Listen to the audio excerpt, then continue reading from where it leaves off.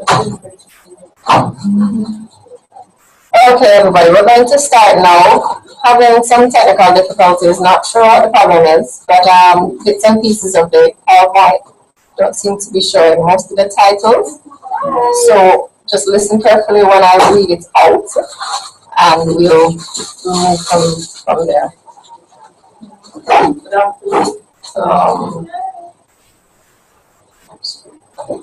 So I'm trying to find that.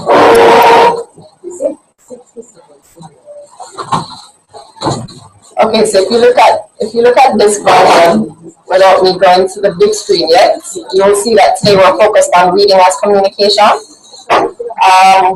We'll have a 2-hour session today, 4 to 6, as I indicated in the email. Hi, Dharma. So let me just formally welcome everybody on board. Still waiting to see Kerry and Vernon join us. So Sean is here, okay. All right. So let's try this. So the focus is reading as communication. I will try to give you the titles as we go along, if I'm able to manage my own title.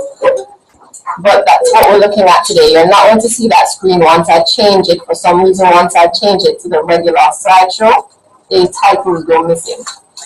All right. Before I start, are there any questions, any gaps, any areas anybody wants covered before we move on?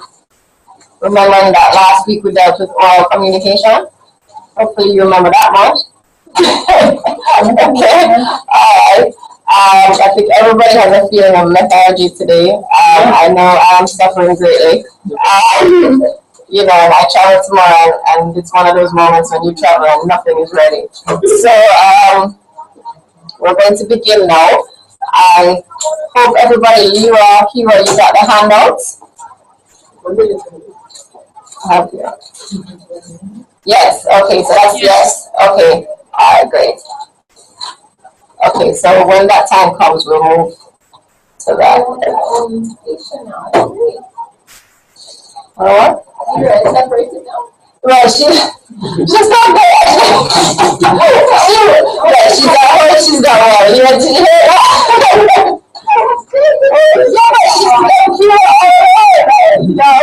I'm sure Kira missed the company today. I needed to be. Yeah, yeah. And we appreciate the effort actually for you to try and be here. Alright, so jeez, this is going to be very difficult for me. So we're looking at reading as communication. I am going to start by looking at the handout I asked you to. The first handout on exploring what you read. I'm just giving it out here at Mona. Just looking at that table. And okay. And trying to look at the different areas. So let's just ensure that we understand what the different areas entail first. And then we're going to try to fill in them out. Alright? So it says, think of exploring what you read is the name of the handout, is the title. That's the one you should be looking at. It says, think of the range of material you've read over the last 2 days and organize your items based on the information in the chart below. So you're going to look at the type of text. Anybody want to give me an example of a type of text? Excuse me. Yes, go ahead. What is the name of the document we're looking at? Exploring what you read. Not seeing it? Exploring. It would have been the first one that I sent. The very first one. I think it just has right. So you're good to go now? Yes. All right, wonderful. Right, so I think Shante that was just answering a while ago. You were talking about newspaper. So a type of text could be a newspaper. Right, everybody is clear with that? Everybody understands that? Yes? And then subject matter. What could be the subject matter? GSAT. Okay, definitely. Postponement in Jamaica as a result of the Great Riverton story. Yes. So I'm not sure if you're aware in St. Lucia, but we have a major dump area which has been problematic for years. It is said that persons purposely light the fire at the dump or light a great huge fire at the dump in order to secure jobs. That's what has been said, because once the fire is lit, then it costs a lot to help to clear it, and they need manpower to clear it. So as a result, a lot of smoke was in the air for what? When did it start? Was it 2 days ago? 7 days. Last week? 7 days. Okay. Okay, right. So about 7 days ago. As a result, students had to leave schools. Schools were, evacuated, and they were not allowed to go to school. And so GSAT has been postponed. It should have been Thursday and Friday, and it has been postponed. I think you said you did a common entrance still, right? Was that what you were saying? It's like common entrance? Right, you guys do common entrance. We used to do common entrance. Okay. Right, I don't know if we've bettered it yet, but we're doing GSAT. So it's the same thing. So it's been a big upheaval situation here. Alright, so that would be a subject matter, yes. Reason for reading, let's stick through with newspaper GSAT. Reason for reading, what's the reason that you would be reading the newspaper? Personal interest. The next move to make, because Parents seeking knowledge on what next to do. Good. Yes? I was saying for general information. General information. Good. Alright, what's the nature of the reading? What are you doing? Are you studying? Are you looking for detailed information? What are you doing? Detailed, right? So the nature of the reading is detailed. Effect or outcome. What happens as a result of the reading? Increased knowledge. Good. The ability to draw conclusions. So that then, Kira? Form opinions, from your own opinion. Right, to form yes, certainly you can form your opinions. Emotional trauma for those parents who are thinking, here we go, another week to enjoy this, right? Okay, so I think everybody understands each of the areas. Those who are here can work in pairs, or you have a group of 3 here, you can work in. And Kira and Leroy, you'll be on your own, but can you just fill out the first, we've kind of looked at one, so let's leave that as the example. But fill out the last 3 sections then, the last 3. 3 examples, if you think of the range of material you've read over the last 2 days, and organize it based on how it is on the chart. Can you do that for me? Take about 10 minutes and we'll come back. Okay. Good, thanks.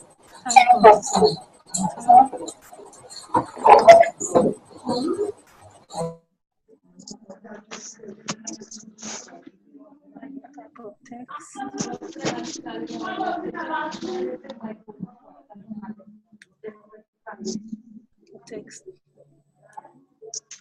Kira, Huh? what do they mean when they say type of text? I had to step Like away a to take a call. newspaper, magazine, a book. Okay. Alright, you guys can hear Okay, all right. Thanks.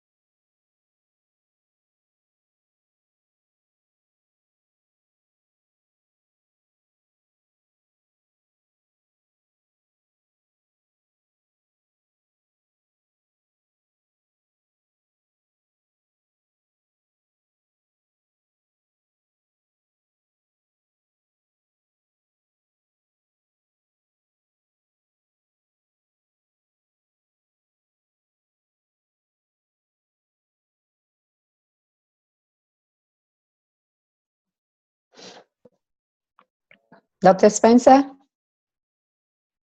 Right here. Yes, zero. When you say nature of reading, what exactly are you So, referring to? type of reading. What type of reading are you doing? Are you doing a detailed reading of something? Are you just browsing? Are you scanning through it?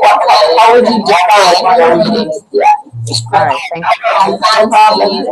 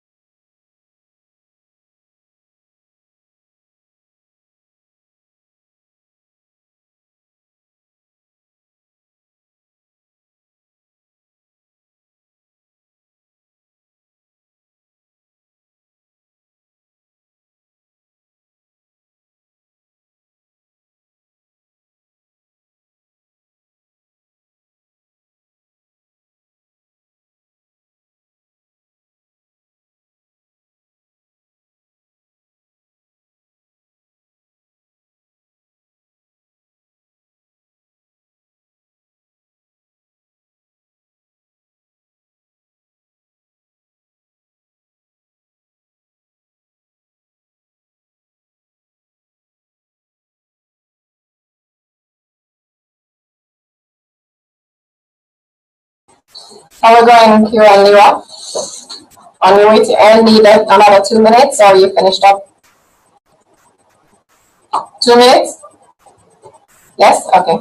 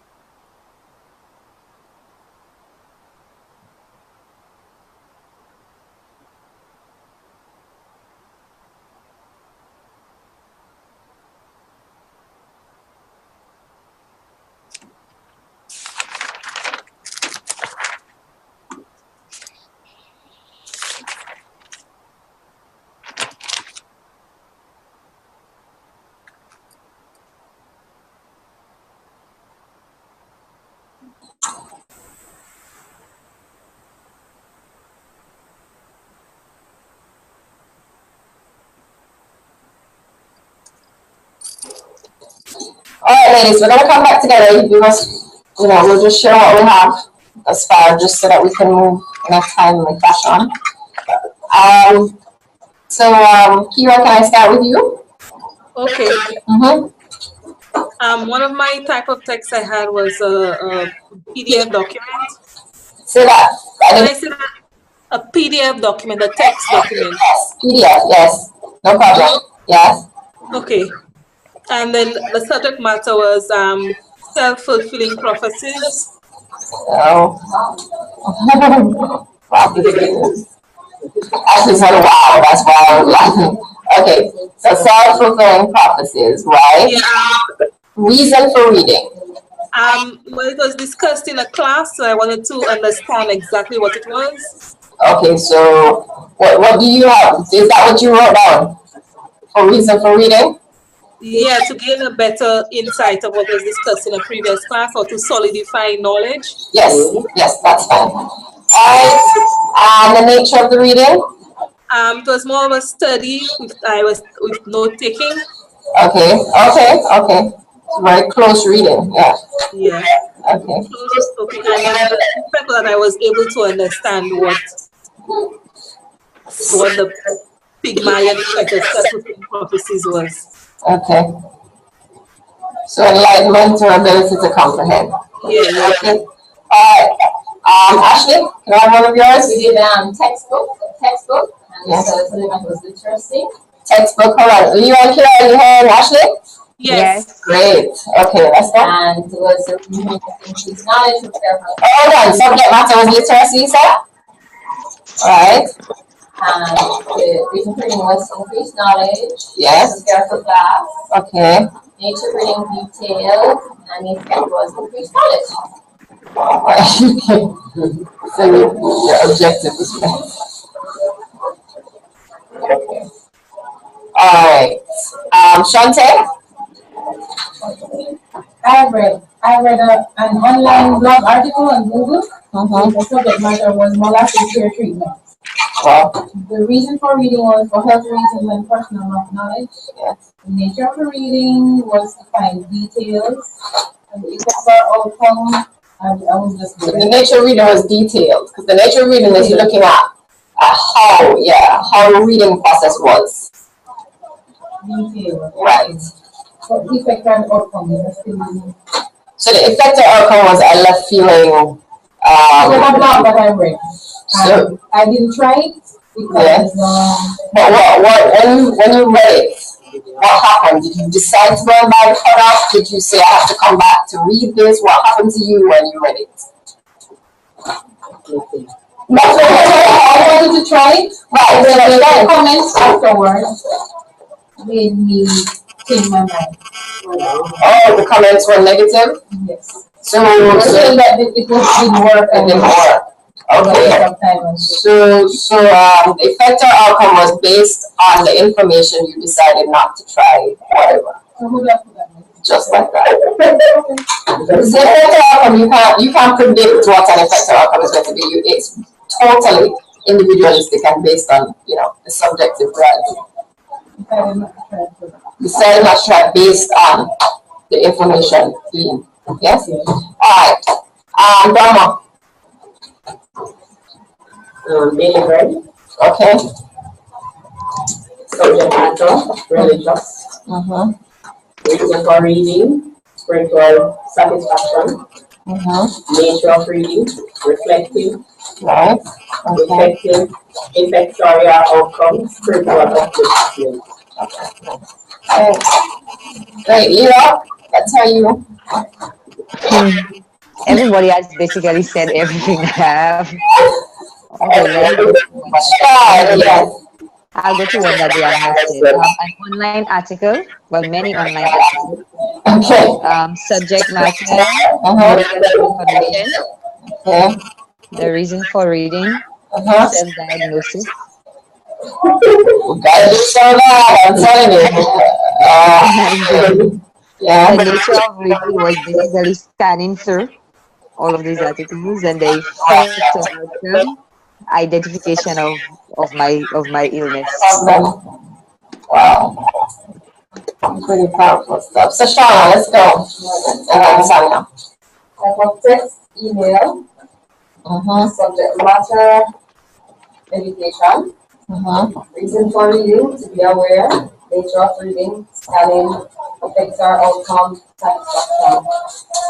Okay. Sonia? Type of text, WhatsApp.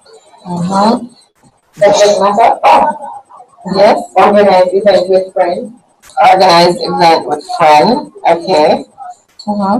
Reason for reading, making social plans. Okay. Nature of reading, Reason for reading, making so. Okay. Yes. All right. And nature of reading? Scanning. Yeah. Plans, well, effect or outcome, plans made and event executed. Plans made, events executed. Hmm? Plans made. Oh, really? Yes. Same thing? Oh, that's good. That's good. All right.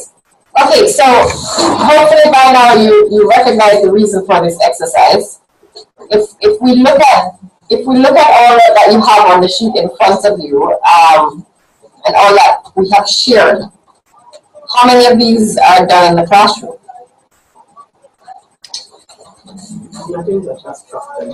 Not in such a structured way. Explain what that means, Dharma. Well, how we set out to give them a table like this. No, not a table. We're not looking at a table in terms of the actual use of the table. We're looking at the reading. Okay? So we're looking at the items that are being read. We're looking at what students are doing with those items. What's the purpose for their reading, these items? That's what we're focused on. So I'm asking, based on what we have placed here, how many of these reading situations are in some way utilized or used in the classroom? I guess most time is effect or outcome. Do we have PDF documents in the classroom? No. Well, it depends. Sometimes we might. But most of the times they're for us, aren't they? But sometimes we might, especially depending on the level of your class. Okay? Okay, we have textbooks. Yes, agree? Right. What about blogs? Very, if we have it, right? Daily bread? Not in the classroom. Not in the classroom. Would they receive anything motivational? Yep. So they could receive motivational texts. Yes. Online articles? Yes. Emails? Yeah. In the class? Not in the class. Not in the class. I'm not looking at what students may do privately. I'm looking at the classroom. Right? What's up? Hopefully not. Hopefully not. Okay. So, what point do you think I'm making here? Academic versus social. What you said? What type of reading materials are we using in the class? Yes, I did get exposed to. Shante? No, more that. Okay. Kira? Is there? Yes?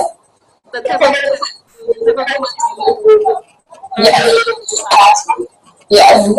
Yes. Okay.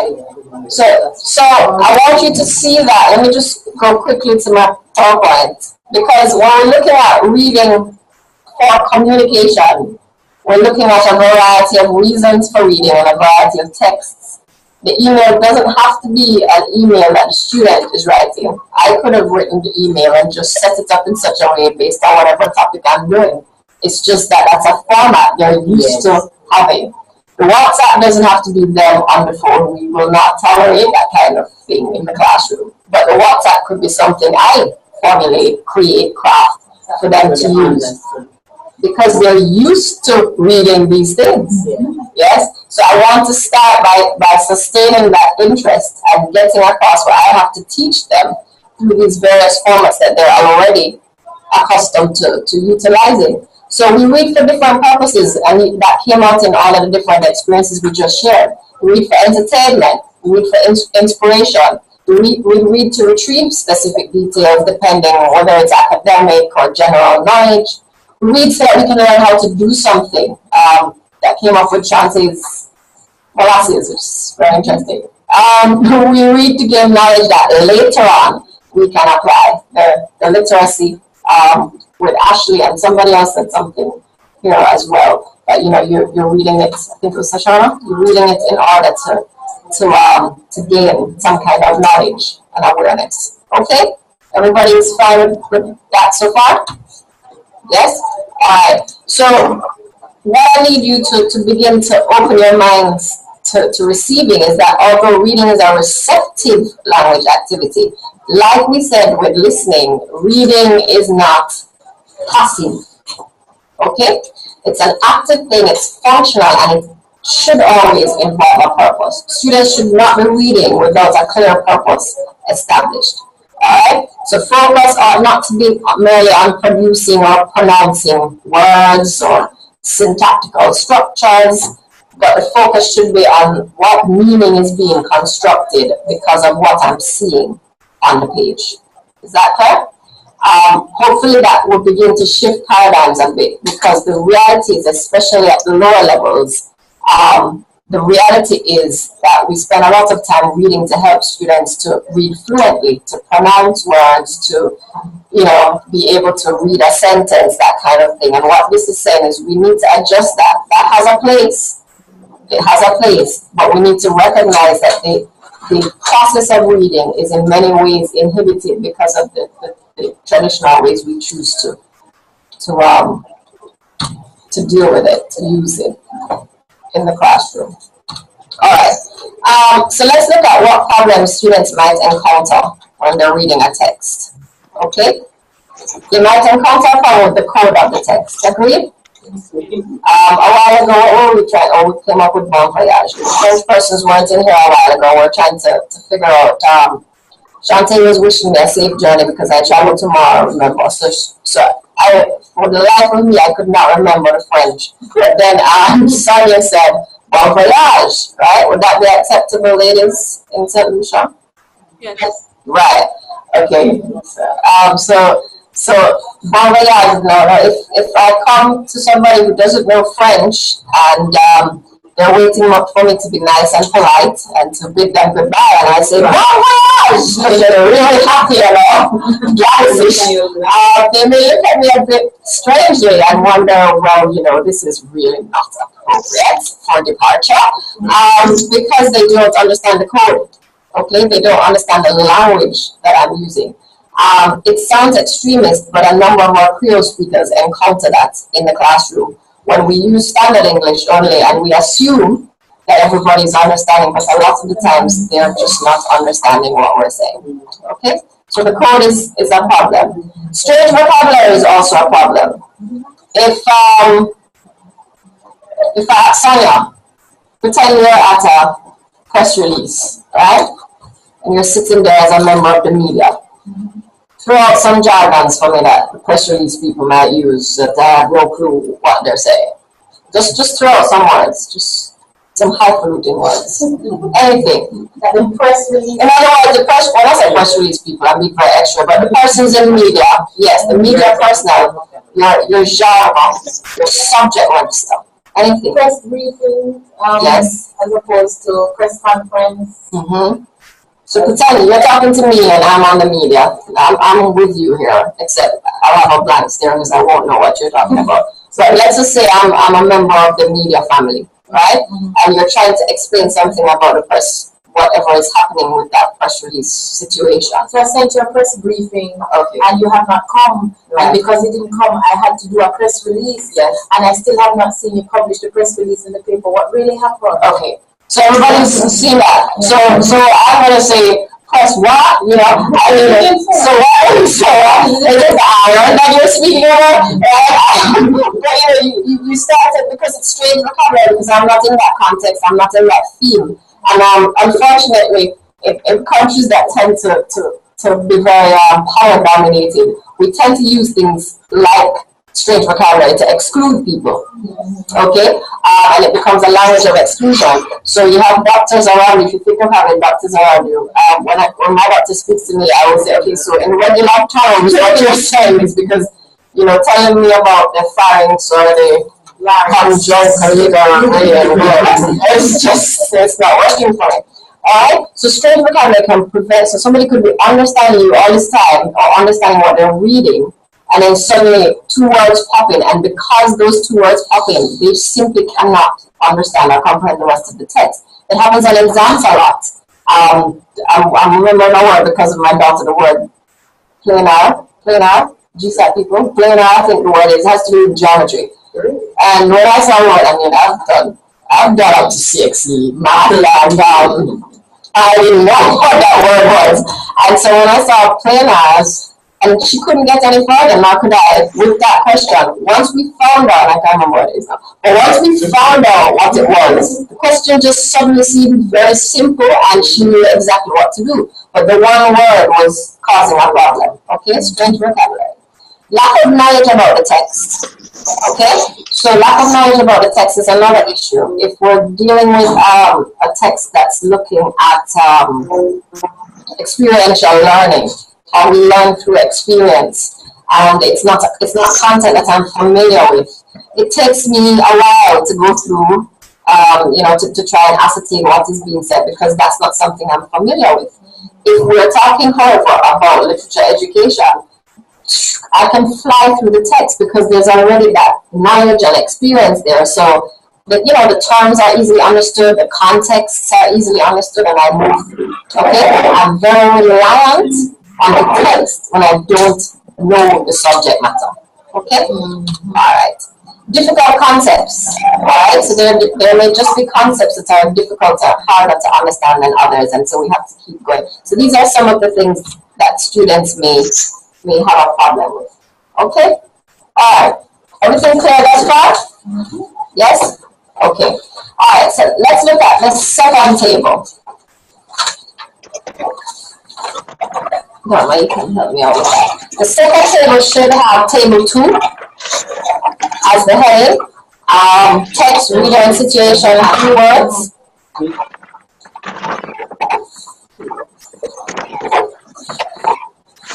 Leroy, you have that one? Yes. Yes, great. Okay, so we should fly through this one a lot faster. Again, I'm just going to ask you to work in your pairs or in groups of 3, and Leroy and Kira, you can work on your own. So what we're looking at here is a particular text. So text here does not mean text messages, okay? Alright, so when we're looking at this particular text, this one says, having a great time. Wish you were here. Okay? So what you're going to have to ascertain from that message is what the reader, who the reader is, who would be receiving this kind of message, and what is the situation. Now, when you're looking, that should be, yes, okay, let's keep clue. When you're looking at the clue words, what you're looking at is what has allowed you to determine the reader and the situation. Is that clear, or do I need to go over it one more time? One more time? Okay, Leroy, you fall asleep on me? Okay. Alright, so it's 13. Alright. Okay, so just go through and plug in the clue words based on what would have helped you to ascertain reader and situation. In the first one, for example, you notice that it says having a great time, wish you were here. So the person speaking, the pronoun for the person speaking is missing, and that immediately tells me it's an informal type of text. Agreed? Right, okay, you're on the right path, great. So you just press on and finish those up for me, and then we'll come back.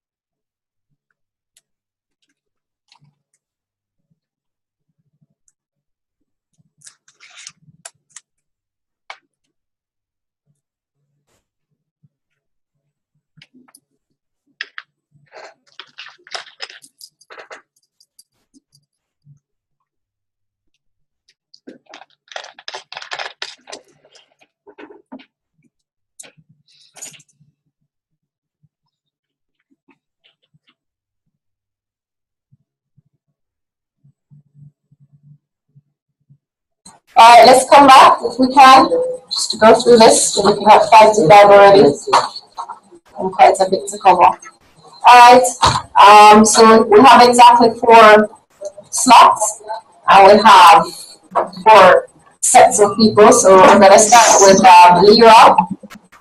Okay. After Lira, we're going to go to Ashley and Sonia. We're going to go to Kira. Then we're going to go over to Dharma, Sash, and Shanti. Okay? All right. So which one I'm doing? The having a great time? Right, yeah, you're going from yeah. Okay, so the having a great time, if you were here, seems very casual, Very good, yes. like a conversation between two persons that are very familiar with each other. So Yes. I said that the reader is possibly a very close friend, close personal friend. Right. And the clue words that So help what me to would identify be that. the situation, before you get to the word, what would be the situation? Oh, I didn't get the situation. Okay, it's a situation where they are away from each other. Right, okay. I guess that's So the absence of one, right, okay. okay. They were away from each other, and the two words wish you were here. Okay. All right. Yes. Vacation could also be work. Yes. No problem. Anybody else want to throw in another one? Are you good to go? Yes. You have any other clue words, Donna? Clue word. Having words. Having. Right, I am having wrong. Right. Okay. So the casual nature of it. So it has to be one word. It doesn't have to be. I was saying it's a fragment of sentence. The tone is informal. So those are the clues. Okay, yeah, but I wanted you to pull out the words. So you're giving me the explanation of what Ashley gave practically. So it's the same thing. So they're having, wish you were here. That's what you're looking for. That's right. Okay. All right. So you and Ashley go second. So, Alright, so we select the answer. this is, I feel I must protest more strongly about, right? Select the answer, somebody who obviously drives into an auction, ride things and not give a national newspaper, trying to draw attention to the roads. It's an opinion, I feel. And very formal. Yes, more strong. Use of the word deplorable. Good. Alright, almost bordering on argumentative, yeah? It's a persuasion there. Persuasion, right? Yes. Good. Alright. Leo and Kira, you're hearing okay? Yes. Great. Alright. Let's go. So Kira, you're next? No, sorry. Yes, it's Kira next, right? And then you guys? Me next. Oh, gosh, I thought you were doing it together. Okay, go ahead. So it's one. So it's one each, yeah. Then cover everything, but you said persuasive. Persuasive. So the left there. That's it? Alright. Okay, so we go to Kira now and then we go over to Dharma. I was proceeding in an easterly direction. Okay, so it looks like maybe a formal report. Okay, yes. Can we contextualize it any further than that? I was thinking of maybe an eyewitness, somebody who's happening. Right, like a police report. So you want to go to media report. Okay, good. Yes? The language, or like a formal. Formal, yes. Yeah, I was proceeding in an easterly direction and I observed Good. more formal type language.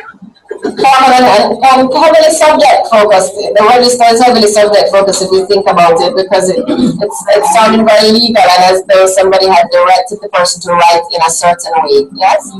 Yes. Right. Go ahead. That's it? Yes. Okay. Alright, thanks much. Alright, so we're back now, Dharma, Sashana, and Shanti. Greetings in the name of Jesus.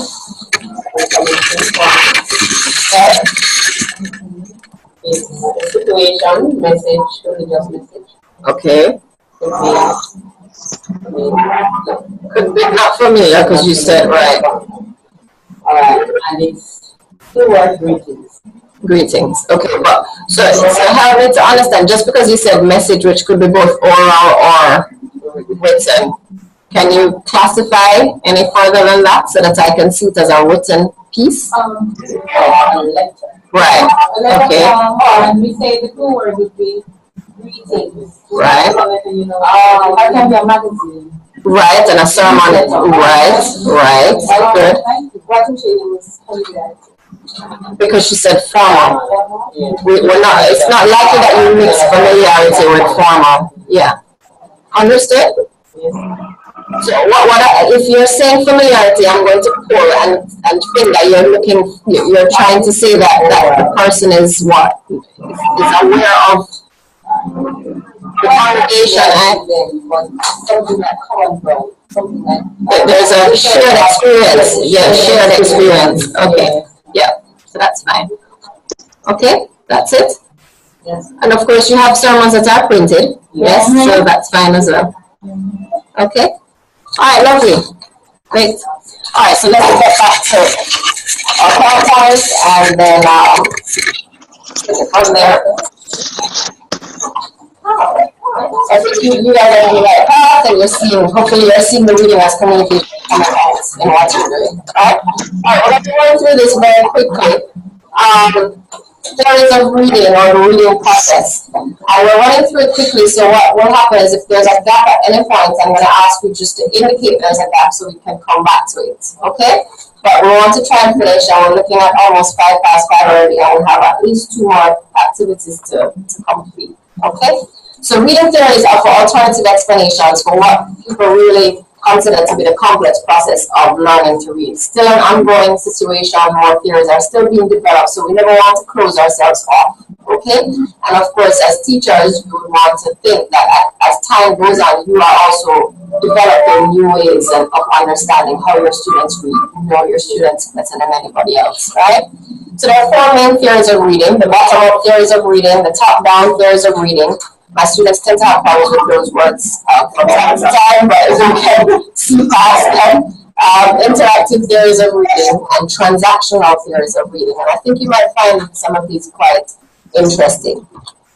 So when we're looking at the bottom-up theories of reading, what we're really looking at is learning to read the parts of language in order to understand the whole text. So we start with letters, we start with words, we may look at sentences, but we take it in parts until it gets to a big picture, okay? For the top-down theory, or set of theories, we're looking at the opposite, okay?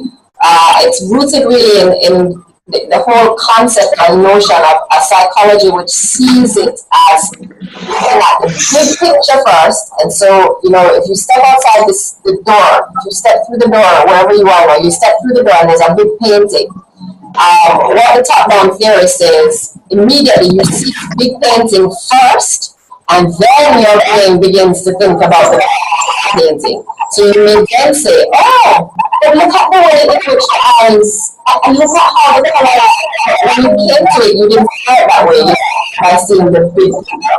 And so more persons in support of top-down theories, bottom-up theories, okay? So the top-down theories look at the learners and how they respond to physical stimuli such as the images, the letters, the drawings, etc. And they say that learners act based on what they see, and what they see is evidently based on their own knowledge and their experiences, okay? They say that learners actively organize and interpret visual stimuli rather than passively take in. So for such theorists, you don't just come to a book or a picture or whatever it is and just sit there and say, oh, great, this is great. Okay? That something in you causes a response that initiates some kind of interpretation, the need to figure this thing out. And that's what they're calling actively organize and interpret. When you're looking also, I've already covered that second point. If we look at that last point, after perceiving the whole, then the reader will perceive the parts, which I said also a while ago, okay? But the bottom line with the top-down theories is you start from the big picture and you get to the small parts, whereas the bottom-up theories look at the parts of language first and then get to understanding the whole text. And that's why, like, children reading more picture on it. Exactly. And very often you're reading the story and they're waiting for you. You did not say something because the picture has something and you did not say something. Something is not connected, right? So because they've taken in quite a big picture that, you know, we often receive a little later than they do. All right. So when we're looking now at interaction, Lyra? Yeah, Okay, interactive reading theories now. So we're looking at, with interactive reading theories, and I want to, this would help you. There's the handout I sent that's entitled Bottom-up Theories, but it actually looks at all the theories, or the two main theories. See if you can find that from Alira and Kira. It says, it's entitled Bottom-up Theories. Have you found it? Yeah, Alira, do you have it? Yes. Okay, so you'll see the diagram, and why the diagram becomes important when we're looking at interactive reading theories. Because if you look at the bottom-up diagram, you see the arrows going up, so you can see how it works, okay? From letters to words, to sentences, to paragraphs, to text, to meaning. When you look at the top-down, you have knowledge, experiences, and emotions in one. Then you have reader's intentions. Okay, what am I coming to this document? You know, what's the purpose of reading this document? Then you have meaning. Now, what the interactive reading theorist does is that they combine the bottom up with the top down. So if you can just imagine placing these two together, okay, that is what the interactive reading theorists will do. Readers in their mind apply what knowledge is needed. So it's not a matter that I come with all this wealth of knowledge. Not all my knowledge is actually needed to read a text. Agree? So if I'm reading a comic strip, it's a different type of knowledge that is required for the comic strip than is required for the learning classroom management text that I have to read for any particular course. With me? So readers apply what knowledge is needed to understand a text, while at the same time, which is why both theories are involved, while at the same time decoding what is actually on the page. So I'm bringing my knowledge to the text, but at the same time, I'm bringing my knowledge to the text. I'm also trying to figure out what is on the page. Ashley, you good? No, yeah. Okay. So that's why, hopefully you can see how that's why they work together. While I'm trying to figure out what's on the page, I'm also bringing my knowledge and experiences. So you have the top-down working and the bottom-up working at the same time. Exactly. So their issue is that there's a gap when you try to look at each set of theories in isolation. They're saying, look, if we don't look at it in isolation and pull them together, then we will really understand how children learn to read. Okay? So processing of print information plus background knowledge to understand the author's message is the key point for the interactive reading theories. So when you talk about applying knowledge, you're talking about pictures on the page. When you say applying knowledge? When you're saying, I'm trying to think of what would be the pictures, but also would be, now we're going to turn on and look about cows, and then immediately. So the child would have seen a cow before, and they know what a cow looks like, so they don't have to dwell too much on that. If there's a picture of a cow, they can know, yes, based on, so you'll find that what the child will do is, what's that? Why did, because what the child will start doing is asking questions about what the child's knowledge and experience are not connecting with in the text. So when I know about the cow, I may not press forward unless I see a blue and black cow, and I may ask you why the cow is blue and black, because I've seen cows and I don't see them blue and black. Okay? And that can be any knowledge or experience. It could also be a relationship. It could be the projection of a mother and father in a passage. Okay? It could be the projection of a grandmother. It could be living in a rural area versus an urban area, and the child is only used to the urban. Right? A number of things. Lots of other things. Okay? And you'll be surprised how those small things do matter in terms of the knowledge and experience that they carry to the text. When you see them, the interactive is saying, pull them together. Okay? Because while the child is doing that, the child is also watching as you read, if it's a younger child, and trying to figure out if he or she can read 4-letter words. They're trying to figure out the words they can read. They leave the ones they can't alone, but they're trying to understand the ones that they can read. Okay? Something else, yes, or they really don't care about those words, okay?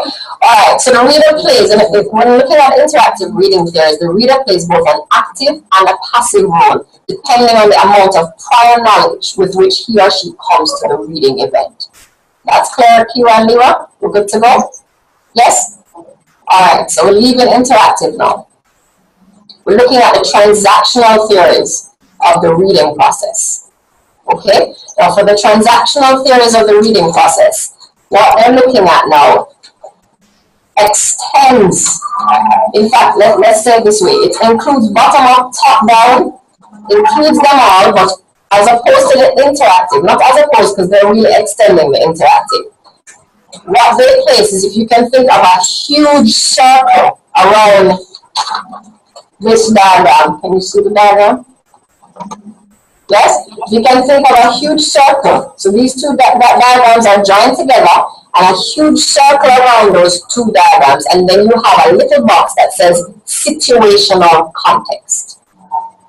Everybody visualizing what I'm saying? So you have a huge circle, and so what you have is the bottom up and the top down within that circle, and at the edge of that huge circle you've created, you have something called situational context. That's what the transactional theory does. It extends all of this knowledge, okay? So it factors in how a reader's knowledge and experiences can actually influence how the person reads the text. It's no longer a matter of me trying to understand the text simply now. It's a matter that I may actually have a different interpretation from somebody else because my experience, my exposure influences the message that I'm seeing or receiving from the text.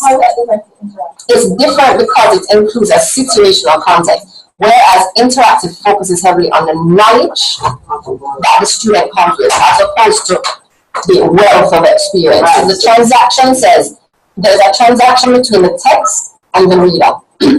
So whereas the interactive sees the text as important and the reader hearing something but mostly taking something from it, the transactional sees that it's like a deposit withdrawal situation. The reader carried something. So you and I end up with a totally different interpretation despite the fact that we're reading the same text. Because I carry a different meaning to this, whatever is on the page, because my experience influences. So they deal heavily actually with influence, the way that what I think influences what I read, whereas the interactive don't look into the influence of it.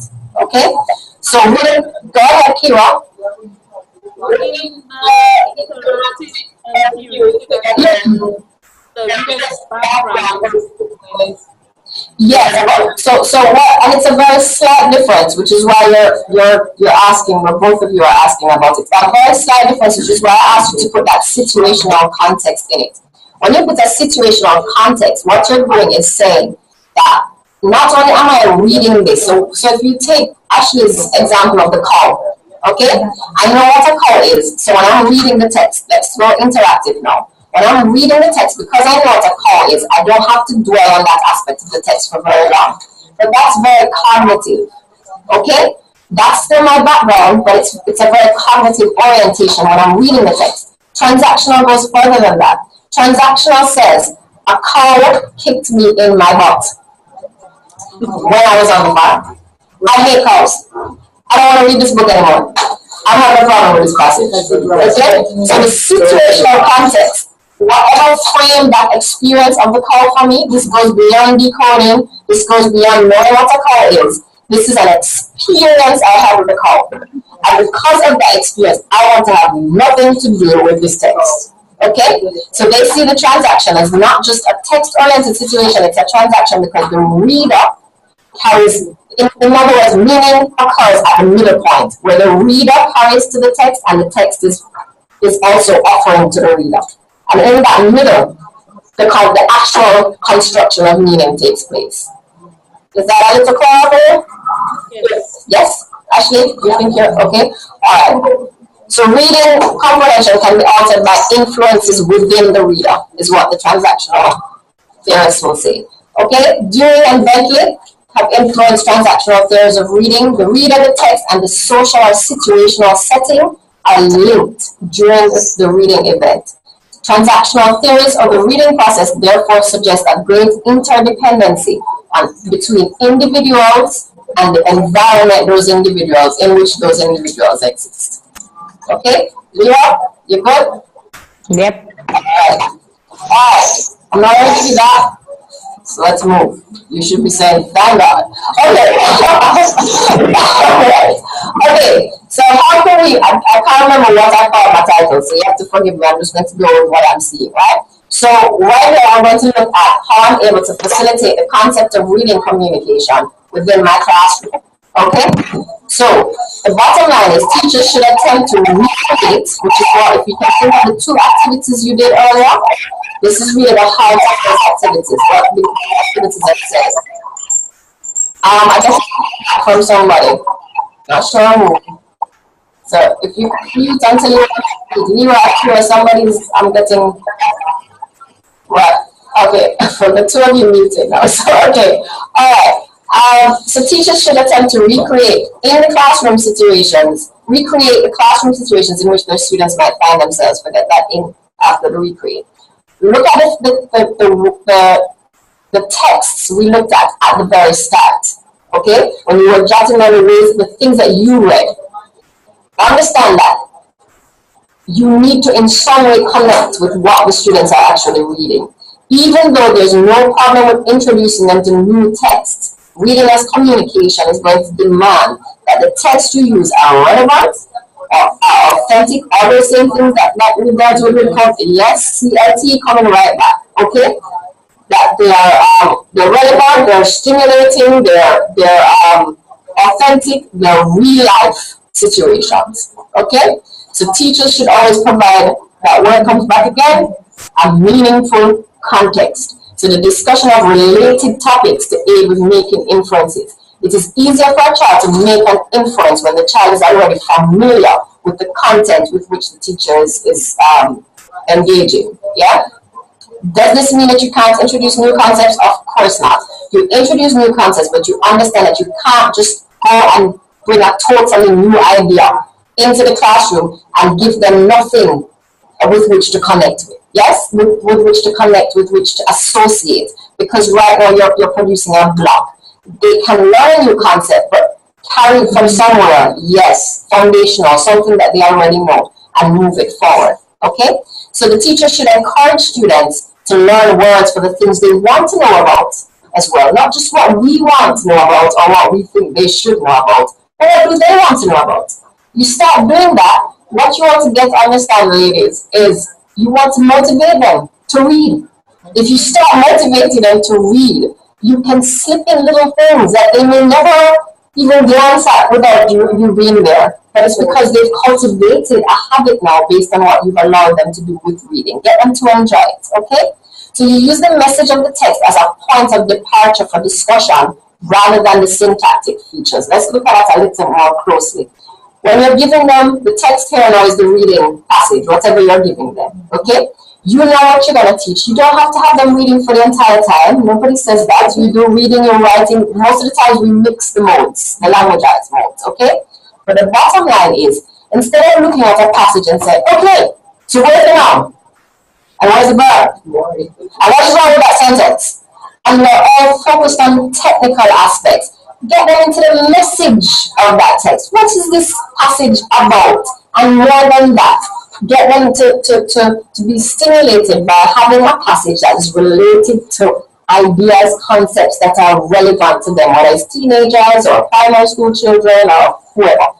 Okay, Sunny, I know you teach tertiary level as well. Okay, so whatever it is, the point is the message of the text must be used as a point of departure for discussion rather than the technical aspects. Here, I see your eyebrows. Please explain them to me. No, I'm just thinking of this in terms of my classroom.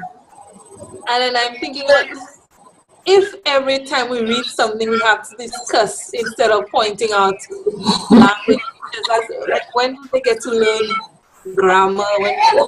They're actually learning because the same concept for writing, the same concept that we've been looking at, when they read the text and you place it in a context for them, they're actually capturing much more about that text than when they're looking at the isolated elements of grammar. Yes. Yes? Donna wants to say something. On Friday of last week, I thought I would explore the children's zone after I've had that class with the youth in magazine. First, can they play when we are doing pets? That's great. So we were reading this article of Mighty Ant. And I tell you, I was so impressed with the students. I got some things from them. They talk about, they just brought out this word mighty. And they have something, like they said, the whole scenario is that this mighty ant was not always a mighty ant. It was tiny, and then they mocked the ant. And the ant, mom read her a story, a story about the lion and the mouse. And then they started giving their version and the whole message about the lion and the ant and why mighty ant is positive idea about life, and it means they came out with something that you mustn't put down people because we put down people, you may be better than them in life. And when I asked them, I gave them probing question. So how did mighty ant get to be mighty? What pushed him? It means therefore that sometimes when you're weak, you can become strong. And they gave me some things. I was so impressed. And I remember when they talked about their baggage, All that, yes, they lost you for time to say, listen, man, they just came up with some great ideas. I was impressed for the whole day. Right. So okay, let me not frighten you here. Alright, I'm trying to get the light to come up. If you took in what Grandma was saying a while ago, I'm sure. The bottom line is, I'm not saying you're going to have a half discussion at all. You're in charge of your class. You know what they need to know. The issue here is not how long a discussion, or even if you have to have an in-depth discussion. The issue is that giving a passage to only focus on grammatical elements or syntactical structures doesn't do anything for the child. It isolates them, and it's why honestly they hate English. They hate anything that's going to put them in a situation like that. The child who will do well is a child who, I always say, who would do well outside of you anyway. There's some children who don't need us the way that other children need us. Are you with me? And that child might like to go through it because they know it. So once you're confident about something, you have no problem with it. The issue is most of our children do not like to read. And so if that's the only entry into reading, why would they be motivated to engage in the act of reading? Yeah, but you said there's an interesting thing. You said that the children who would like to do that are the ones who are confident. So I think the challenge is how do you get all to be confident in doing. But this is the point. The bottom line is the child is likely actually, and we don't have data to prove, but it's likely that child was brought up in an environment that reading was encouraged.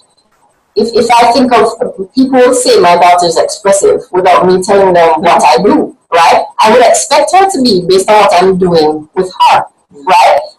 Males have issues, but my son is also expressive. But look at what I do. I'm a teacher of language and literature. So therefore, I'm plugging all the time. And even if you're not a teacher of language or literature, if you have that exposure, that child is always motivated. And I would not think that the parent has only gone through sentences with that child and underlining. It's the experience of that child that has allowed him or her to not have a problem with these structures. Are you with me? So what I'm saying is when the entry point becomes structural, like anything else, this is not novel. This is any other subject as well. When the structural comes into play before the context and the general understanding of the content, it causes a problem of entry for the students. You will always get swatters. Okay? And we know that there's some schools that's the orientation. You will always have that, and the child will always come out passing the exam, but then check the child for other things. And I mean, the responses and the depth and a lot of the other things are missing because they're doing things to pass an exam, but they're not well-rounded and cognitively, they're certainly not as fluent as they could be. Yes. And I'm thinking now based on what the lesson learn, what they really are interested to learn. Yes, so and teach them through that. In terms of, I'm at the primary level, but my non-literate students, they were most vocal.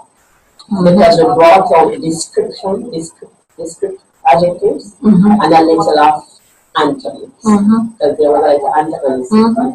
So here it is, the really clever, and it's the most of them. You understand? So everybody was just stimulated. And then what I did, I had phrases written there on the board, And so when they finish, they know about mighty hands, the learn and To the that they one, know that.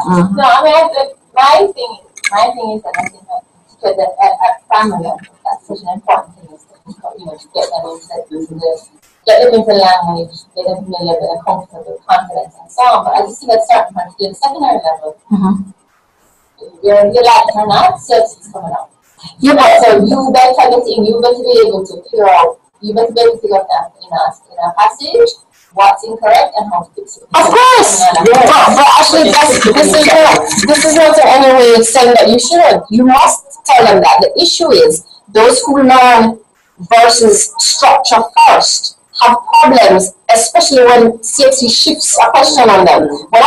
They're not really thinking. If you learn structurally first, the issue, which is why these constructivist ways of learning came about. What the problem with learning, in fact, research shows that students who learn structure first are no more competent than those who don't. Because of what you're looking at with language competence. They can fill in things, and CSEC reports say it. CSEC reports say, for example, you notice the minimum amount that is given to the multiple choice over the long paper, okay? So when you look at the multiple choice, they have to go through certain things that you know, they have to know the grammar, etc. But they can learn all of that through the context. They can learn all of that communicatively. Every single thing on that multiple choice, and I'm saying it because I've done it a million times as well, right? And I think the problem too is with the learners who are not naturally there. That's the problem for me, because they, in a shorter space of time, if I teach structure only, those students will never attain a certain level. If I teach contextually and move them, I'm still teaching a structure, but I'm dealing with it in a frame. Those students, I have had people in my volunteer work who have come getting grade 5s in one term last year, and it's not about teaching now, this is about strategy. In one term, a grade 5 moved to a grade 3. Still has errors there, but because of the approach to the use of language, as opposed to him being in the program the whole time, going through multiple choice, going through what a sentence is, wouldn't budge. But you tucked into something. So the idea, it's more about how they are learning than what they should learn. You understand what I'm saying? So the structure, I don't want anybody to think that structure is not a part of this. Remember the misconceptions of CLT. That document I gave you, that's why I gave you that document. Look through it very closely. Grammar is actually taught. I've had many lessons on grammar, but the grammar shines because I've taught it within a context. When they remember the context, that grammar is not lost. When they just look at nouns and sentences and that, after a while, that's what makes stuff learning. they're out. Without using part of speech. Right, exactly. So that's what I'm saying. You can't leave out grammar, as you just perfectly said it, because those are the components of grammar. But it's how you teach. And that's the bottom line. I think I got that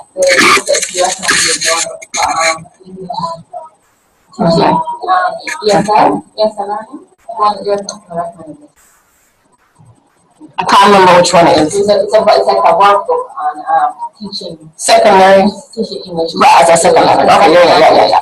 And one of the strategies I think I've seen in my own practice is that you don't, to teenagers, if they said, I is coming, rather than don't correct the age, don't correct the grammar, verbal, when they write, definitely that's to them.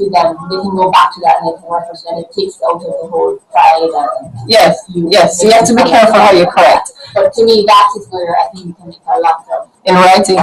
In the correction that you can make as a teacher, they can then go and correct and then bring it back to you or that kind of stuff. Right. I then need to see a lot of teachers do not. Do not do and do not do well. Because squiggling something under a word, for example, which a lot of teachers do, up to this level we have it. When you squiggle something, I don't know what your squiggle means. Precisely. And correcting, I'm trying to, I think you're going to touch it when you look at grammar structure. You have a course on grammar structure to do. You look at the difference between you look at error analysis, the difference between a mistake and an error, and how to go about correcting. Because the truth is, if I give an assignment and the assignment is on persuasive writing and they've written a brilliant persuasive piece with a whole set of errors, I have to be careful that that paper doesn't go back, mark up. Then at the end of the day, exactly when they've actually they've done an excellent piece. Okay? Alright. So let's continue quickly. Let me just keep a track of my time here. Alright. So encourage students to learn words for the things they want to know about. Use the message of the text as a point of departure. Okay? Continuing. The teacher should develop meaning for the text cooperatively by using a problem-solving approach. So I have the students work in groups to construct meaning sometimes.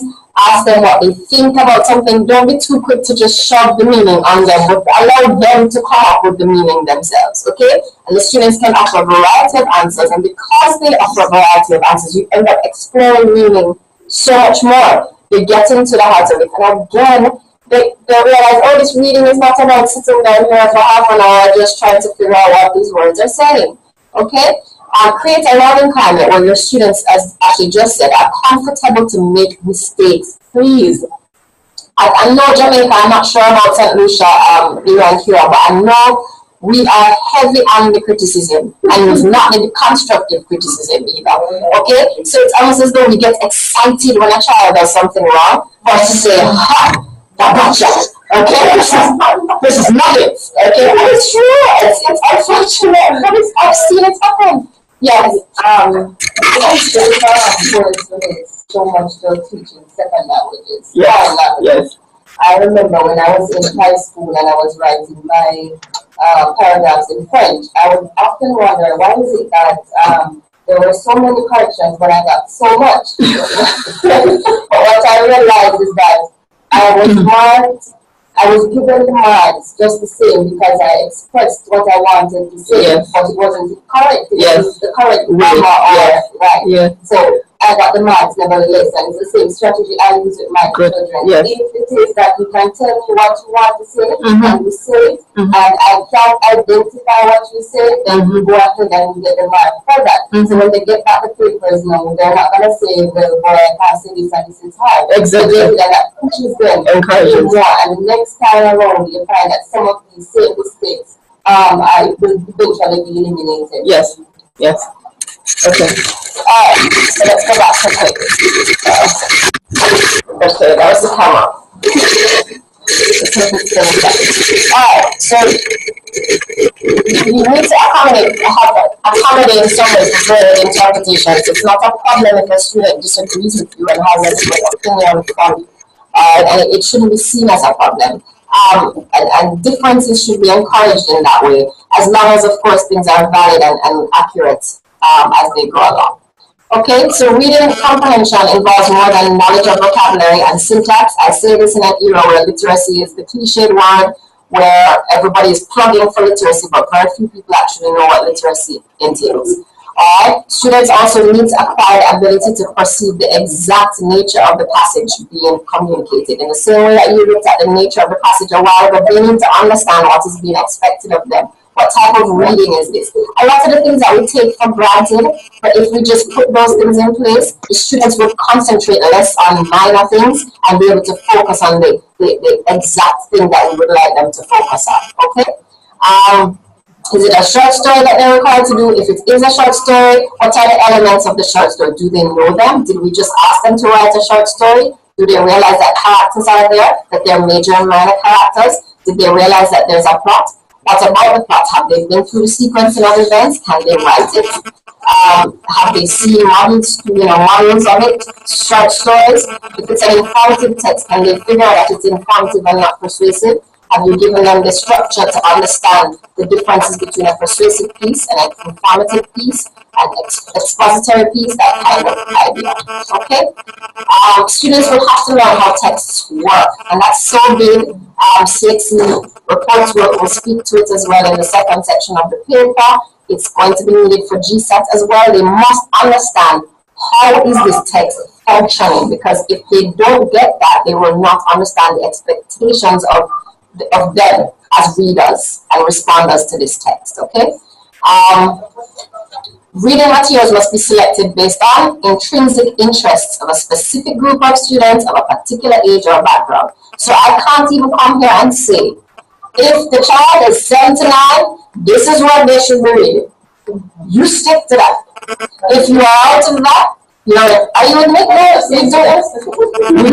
Yes. But the reality is that the problem with something like that is you don't provide equal opportunities for everybody. As much as we like to throw off Britain and America, if you go in the British system right now, the reason we have problems with children being placed in schools, for example, they've been doing that for years, but the schools have resources. Now there's some schools that don't. There's no perfect place. But the fact is, the schools have particular resources each child can achieve in that. Doesn't matter if you come from Timbuktu or you come from where, okay? You're able to, and you have the material there, alright? And that's important. Not only that, but when, in fact, any good educational text you read will tell you to be careful. In fact, if you look at, what is that book for pregnant people again? What to expect when expecting. Even that text, which is not academic in orientation, tells you be careful that you try to categorize a child, you try to coin a child based on theoretical stipulations of what that child should be doing between 7 and 9. We use that as generalizations, we have to use them. We have to start from somewhere, no problem. But you must be able to recognize in your class that that 7-year-old is acting like a 9-year-old, and that 9-year-old is reading at a 7-year-old level. It makes no sense. Think of what we've been looking at before in our last session. It makes no sense to be coming and teaching this 9-year-old as though everything that's for 9-year-olds and that's how I'm teaching, and this 9-year-old is at a 7-year-old level. It means I'm not getting anywhere with that child. Okay? Remember, if students are not learning, we are not teaching. Not on that. Okay? Alright. So if students are to acquire fluency, and this connects with Ashley's point, it connects with Kira's concern as well. But I'm confident that as when you start reading those lovely articles I have collecting for you and get ready for your lovely exam, you are going to be pouring out. I'm going to have to do that. That wasn't the plan, but I'm going to have to do that. Right? No, you haven't. No, I set them up for each unit. The first unit you've already received, the misconceptions will be the only one for that. But yes. Okay. So if students are to acquire fluency, then they need to be encouraged to read materials for natural purposes. You see that term? Natural purposes. Following instructions for putting an object together, right? DVD, what else do you put together? Do it yourself furniture, whatever you want. On a recipe. Okay? That's reading as well. Alright? Enjoying letters, that's reading. Engaging with jokes or comic strips, that's actually reading. Understanding headlines, remember headlines don't include every single word, are not always syntactically correct. That's reading. They have to understand the nature of that text. Okay? Acquiring information through news items, engaging with magazine articles, enjoying short stories, plays, or poems. We have to find a balance. Okay? And so literature is also involved in the language in that way. Alright, so some students are used to reading very heavy, informative things, and so you get them to try to think creatively, and they're clueless because they've never engaged with the language of literature. Remember, that has a code by itself, unto itself. Okay? Alright. Continuing reading as communication, and just moving through. Let's think of pre-reading activities. Pre-reading activities should be selected according to the experience and interest of students and should build on the content of preceding lessons. And I'm going to now ask you to turn to the article that says Bobby's Big Birthday Party. Have that ready. Okay? Alright, so here's the situation. The situation I'm facing in my class is a friend receives a birthday card. Now work with me here and don't think I'm trying to insult anybody because the questions are very basic. But just work with me and answer. Right? So the situation is a friend receives a birthday card. Why would a friend receive a birthday card? Because everybody's silent. I said I gave you a little okay, so it's because it's the person's birthday, right? Great. When might this happen? On the person's birthday? On the birthday. That's it. Birthday parties, right? Huh? The most likely to get it on the day. On the day. Oh, you do have happy belated situations as well, right? Okay, so you could look at those as well. All right. Now, students should be introduced. So let's say we're looking, remember, at pre-reading activities. This is before they get into a text. Okay? Students should be introduced to situations that generate expectations, which will be useful in helping them to anticipate and predict what will come in the passage they will read. Let me say that again. Students should be introduced to situations which will help to generate expectations. So before they read, they should begin to expect something because of what you've introduced to them. Okay? You'll find it works much better than putting a passage before them, having said nothing, they're not engaged, they're not ready for what they're about to receive. It will take longer to get into the process. Okay? Alright. Now let's look at Bobby's big birthday party. Alright. So Kira, you take the first paragraph, Ashley, you take the second paragraph, and Shante, you take the third paragraph. Let's go.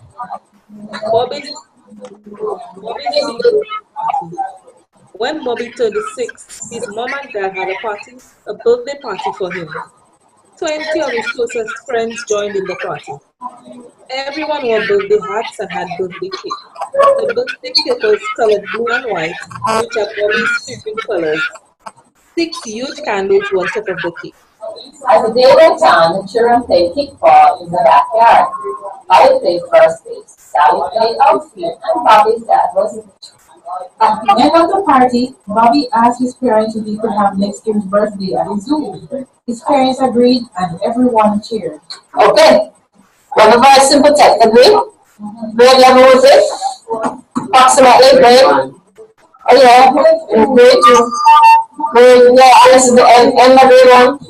Yeah, towards the end of grade 1 or grade 2. And there's some grade 3 students who would just be getting into this, I can tell you that. Okay?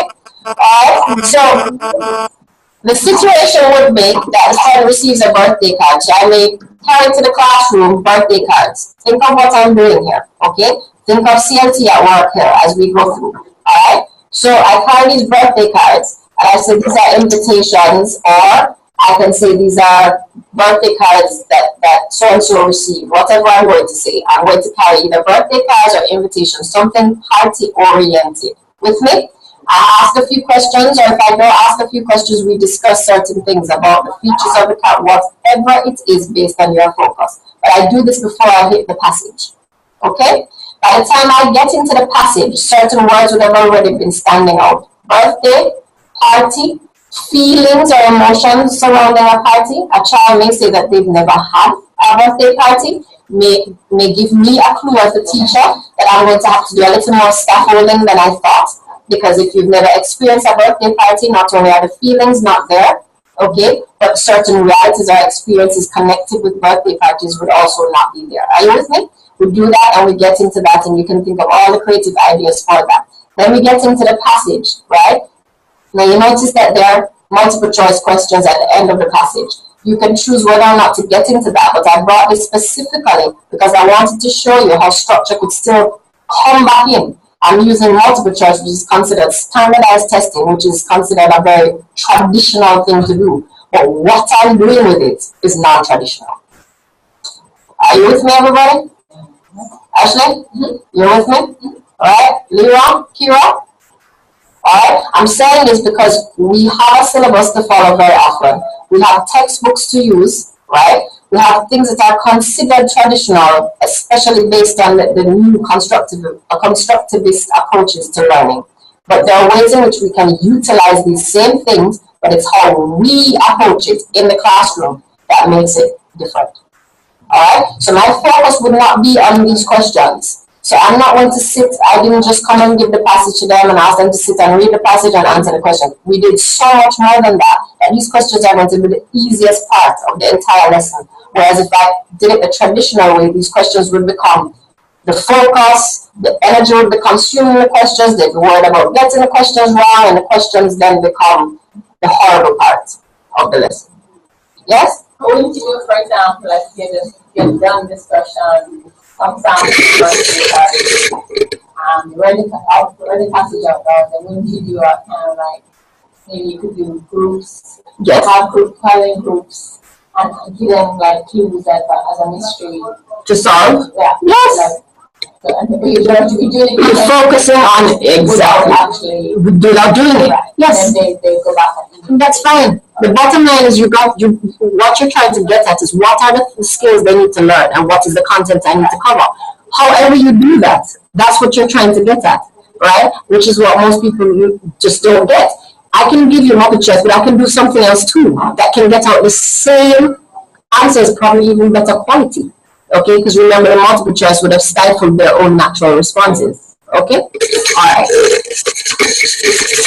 So that's fine. I think it's that way, that's a good thing. So it's the CLT is not meant to confine, it's meant to open up. Okay? Alright.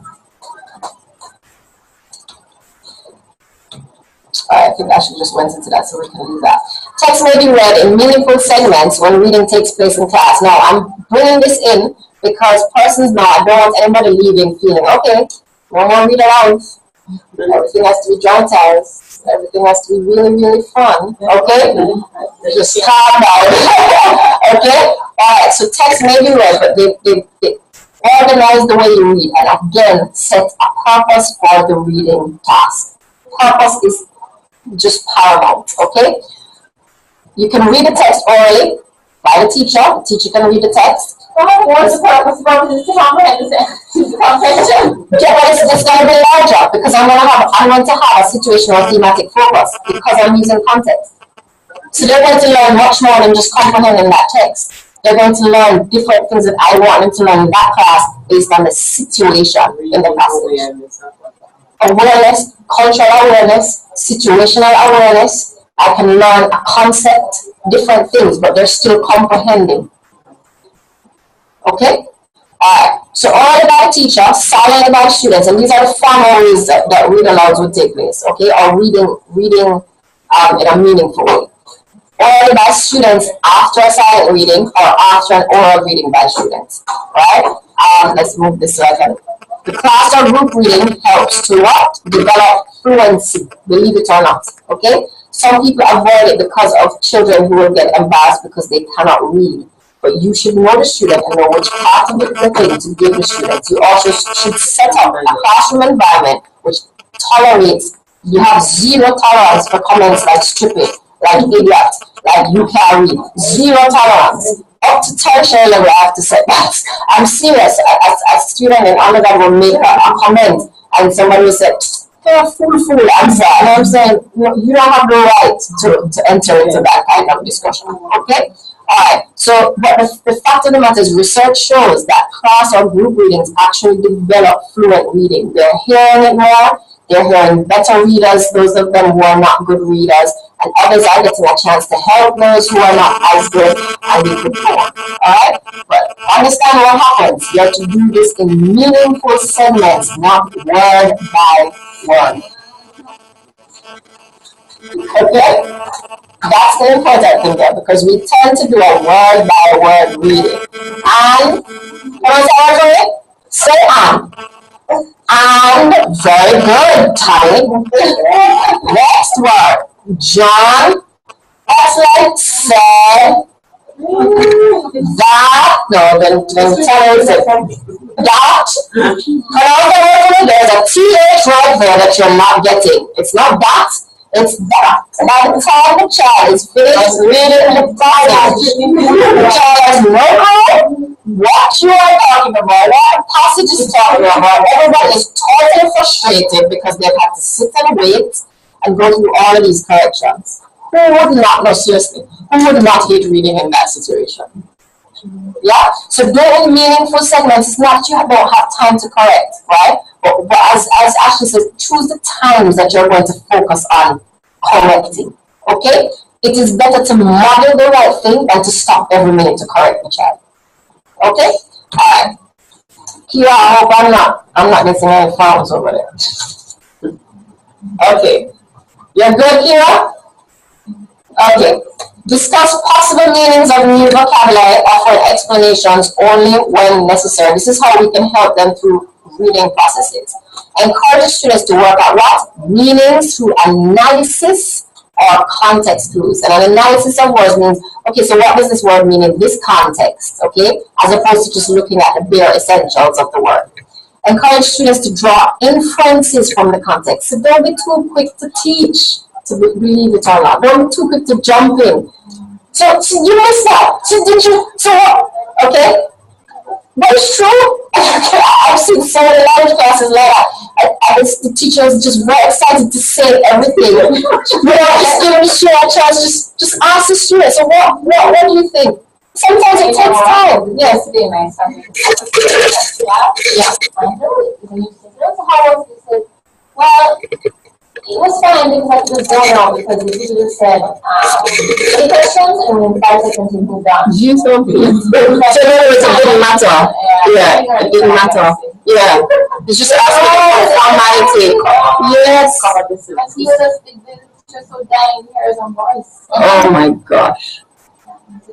And that's that's terrible. Let's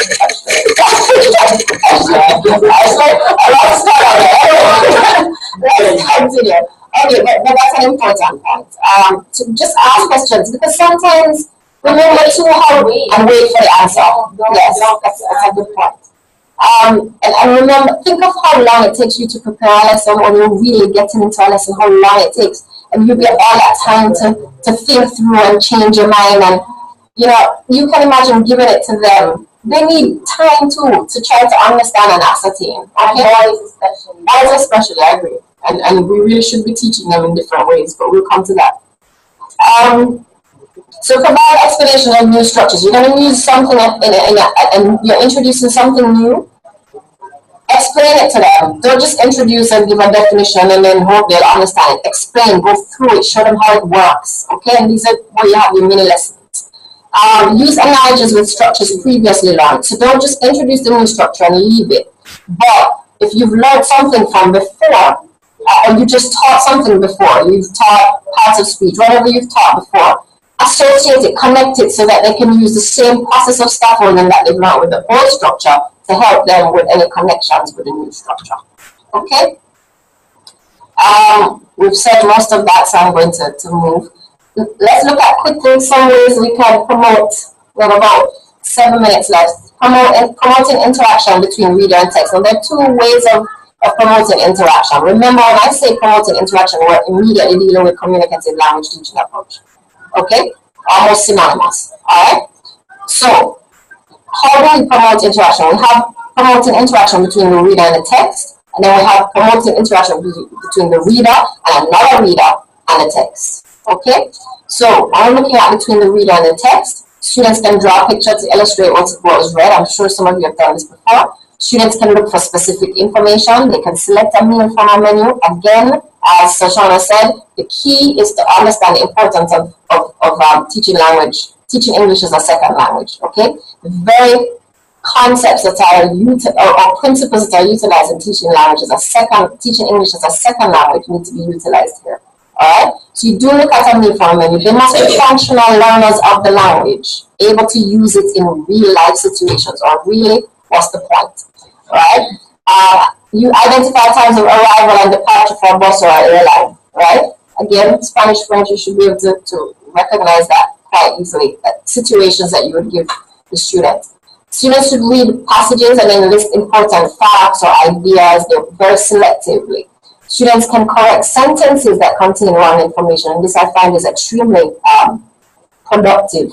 That you give them the passage with the errors in it based on the fact that you would have taught them the right thing before, and you have them yield the correct things. Okay? I think content or structure. As in both. It depends on what you're doing, yeah? Promoting interaction between reader and text. So this will be looking at small groups and large groups, okay? Paired, think pair share kind of ideas, putting pairs together. After reading a short descriptive paragraph about something or someone, who is not revealed, students will try to guess who or what is being spoken of, yes? The first 2 or 3 sentences of a passage are shown through a PowerPoint display, and the students then need to formulate questions based on their expectations. Now, if I'm going to give you a passage and this is how it starts, what are you expecting to be in the passage? Stimulate them to get them to do more than just decode what is on the page. Right? They can guess at titles. I'm sure some of you have done that before. Have them provide a suitable title for particular pieces. So now you can label what you've done before, all right, and see where it falls. Students read a story, the ending is deleted. This is also very popular. They try to make up that ending. One of the things that the CLT will promote is to do that, allow that orally first. Allow them to hear the endings first. Because some children may not naturally just come up with it, they may not, and you can guide at that point and say, oh, but is that really a story, or is that sounding like an article, or whatever it is, and then you get them to understand, okay? Bottom line, again, reading is very important. It's a very important part of the communicative classroom. Do not see it as a passive situation just because it's a receptive language area. To integrate reading experiences with developing language control, reading should be continually linked with purposeful communication, which would be both oral and written. And developing language control means competence, acquisition of skills, ability to use language. All right? Provide students with meaningful tasks, which would be associated with the reading process. Develop activities which encourage students to communicate without making inappropriate demands which do not match their level of competence. Okay? So because you find an activity online, which is great, but don't just throw the activity on them. You work on the activity to determine if that's something that's matching their level of competence, or you frustrate them and you would have had a great activity, but then you never use it again because you use it in a wrong or inappropriate way. Give students the freedom to experiment with the language they actually possess. So for Creole speakers, when you do hear the Creole, don't shut it down automatically. They may be trying to make a point through the Creole that you can then help them to express in standard English. So give them that freedom, and then you model the language and transfer them to the standard English.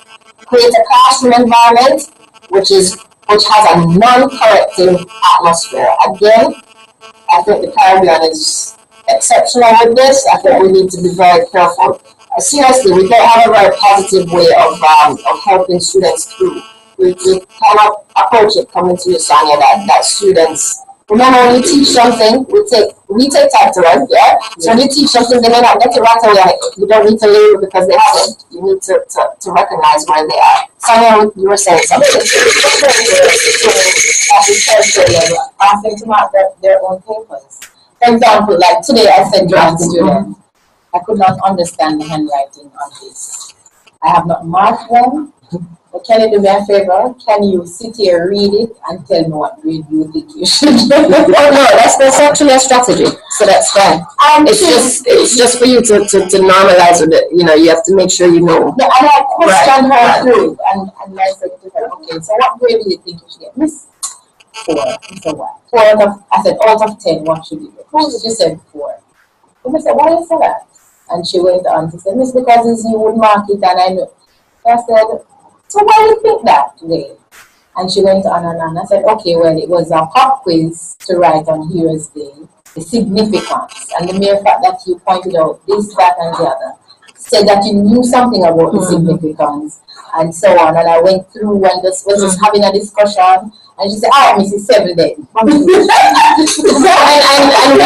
we give them, you get that soon. You give them rubrics or checklists so they can do that. And you do peer editing and peer drafting and that kind of thing. That's what I do for oral communication. Right. But in this context, yeah. Okay, then Miss 7. Mm-hmm. Not just out of the air, but she was able to say, okay, she was giving herself 4 because she feared that is what I would have given. Because she didn't have much confidence to say she wrote enough, but it was not about the enough. It was just about how you presented the meaning that she was giving.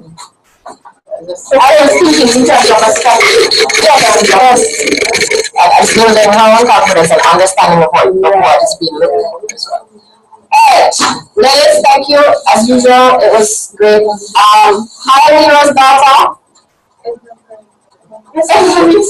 Okay. Can't do that. What I did? She's finished she got blood and she wanted to collect. Oh, sure. Well, I just feel. She did from you really, let me just close off. Alright, so take care, Kira, take care, Lira. Remember, we don't meet next week, so don't arrive at the site. Okay? We'll set up transportation. Alright, I'm emailing you. Yes, Lira? You'll be emailing like the point. I didn't what? Say that again. The PowerPoint for last week because I don't think I did. Last week, my fast was supposed to remember. Okay, I'm sorry I'm not sure. Last week, you got PowerPoint, okay, so I'll